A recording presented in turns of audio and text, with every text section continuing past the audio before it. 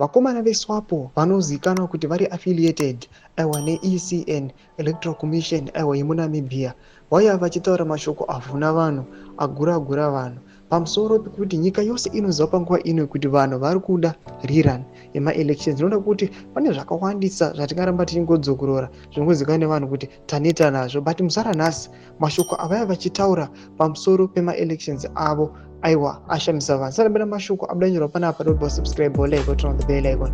Tipinda panapa the Namibian vanobuda chiposta this picture muri kuona the Electoral Commission yemuNamibia board iro ramuri kuona budanyorwa chiti no re-election plans.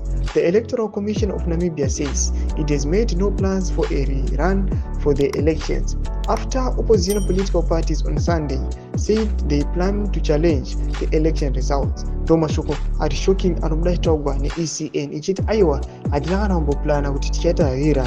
Vakomana acceptai zvichabuda zviri kubuda musarudzo ndizvo zvamunofanira kuaccepta. Noda kuti aiwa hatina kana kumboita accounted for kana kumboprepare means dzekuti tichamboda kuita a rerun. Zviripo zvatiri kuona kuti macitizens emunyika yeNamibia aiwa vari kupopota, vari kuvava pamusoro peinterference yeThe ruling party yemunyika yeZimbabwe mapolls avo. Number 1. 2, vakona vakomana vaiburuka mabhazi vasanonzwisa kuti maAngolians here vavanyasoona kuti identity yavo aizi maNamibians. Number 3, vanoona kuti aiwa vakomana pamapolls vanhu vanonyatsokuvhota zvakanaka, mabalots mamwe akashota, vamwe vakanzi aiwa it is no time up chidzokerai, vamwe vachingosangana nezvakawanda zvatiri kuona kuti aiwa masituations atinoona kuti macitizens emuNamibia they are rising nemapolitical party leaders vachiva vachiti aiwa this election aiwa it is flawed, hatingamboti taita maelections muna 2024. Tudze mafungiro enyu munoti pamusoro pechitiko ichi. Pinda comment section yedu tudze mafungiro enyu, musano subscribe or like, turn on the bell icon.